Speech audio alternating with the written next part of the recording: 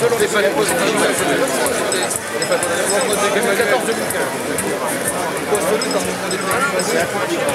c'est pour ça que je connais bien les conneries qui sont faites par le Gervais.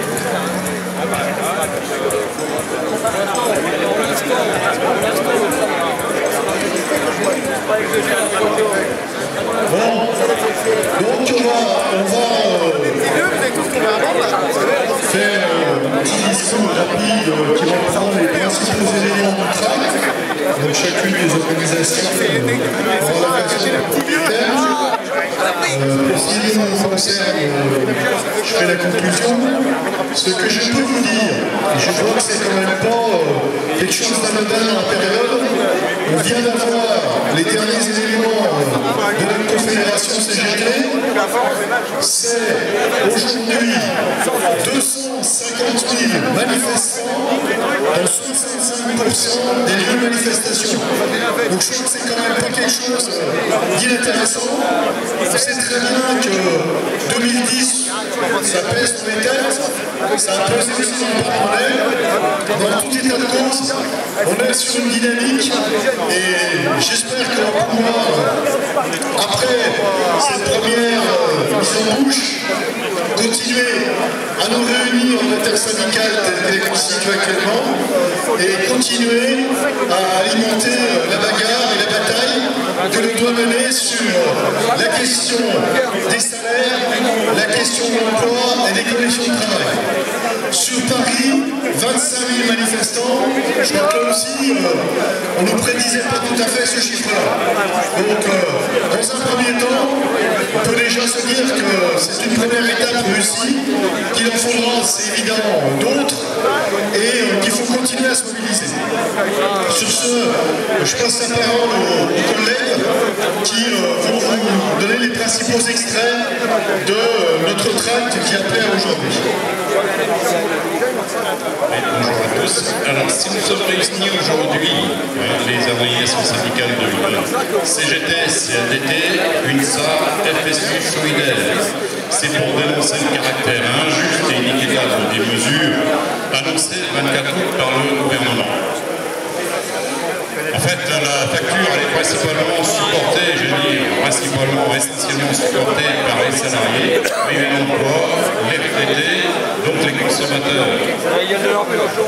Le gouvernement avait proposé des niches fiscales dont on sait qu'elles n'ont aucune efficacité économique et sociale. La niche fiscale, bien sûr, des sociétés, etc. La contribution des plus hauts revenus reste symbolique et n'est pas de nature à réduire les inégalités. Voilà, je passe la parole au collègue de l'UNSA. Alors, les mesures de la France pour relancer la croissance en respectant les impératifs de développement durable et pour réduire les inégalités, une politique visant une autre répartition des richesses et favorisant le développement économique et social est incontournable.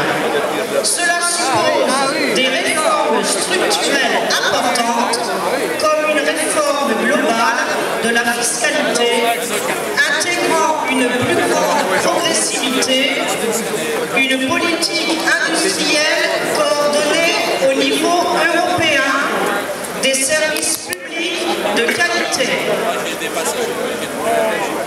Normalement, c'était quelqu'un de la FSU qui devait lire là-dessus. Il y en a. C'est pas grave, donc c'est les copains de Solidaire qui ont fait la suite.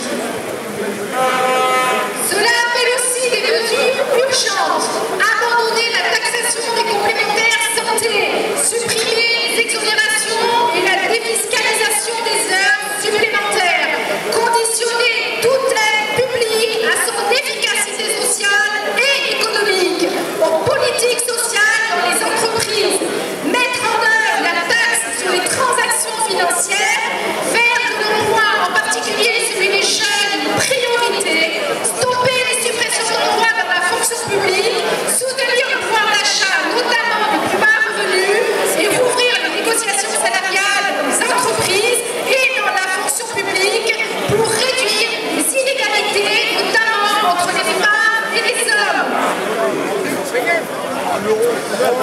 camarades, pour conclure, nos revendications peuvent se décliner en deux sur 3 points. L'emploi.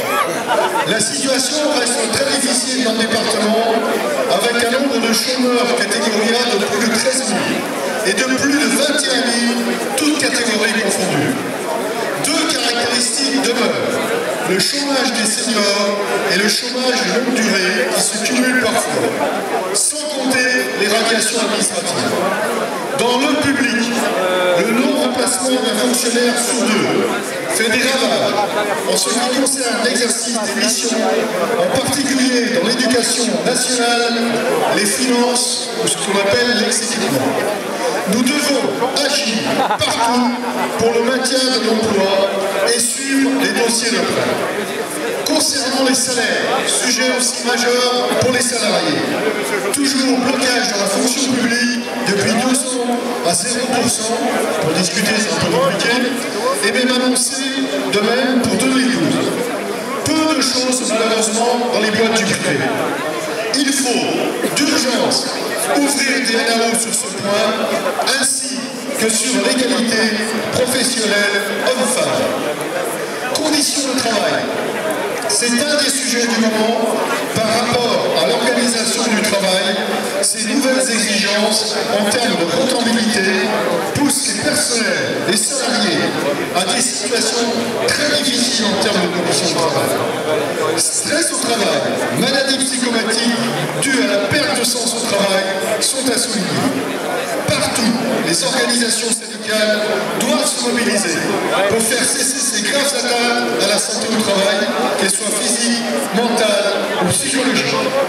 Chers camarades, je ne voulais pas finir cette intervention sans avoir un mot pour 3 de nos camarades qui se sont fait littéralement agresser, qui sont dans une situation médicale très difficile aujourd'hui à Lyon, suite à la récente manifestation par rapport à la santé. Les patrons de la santé étaient réunis pour continuer le travail de destruction de la santé et en particulier d'une des conventions qui régit la santé. Aujourd'hui, suite à des lancers de gaz lacrymogènes non justifiés et qui ne sont toujours pas justifiés, 3 de nos camarades sont dans des situations médicales graves. Une dans une situation de coma, une dans une situation grave et l'autre très perturbée psychologiquement. Il nous est demandé par notre confédération, je pense que chacun s'associera à cette demande, d'avoir une pensée pour nos camarades qui se battent pour un meilleur service public de la santé et qui aujourd'hui sont du fait du gouvernement dans une situation médicale très délicate. Je vous remercie de vous associer à cette pensée et continuons le combat. Et je terminerai en disant que partout, dans les entreprises, dans les services publics, il nous faut continuer le combat et hausser le ton par rapport au gouvernement et au patronat. J'espère qu'autant au plan national qu'au plan local, nous nous retrouverons prochainement dans d'autres combats et que nous continuerons celui-là pour la promotion de l'emploi, des salaires et des conditions de travail. Merci de votre attention. À bientôt.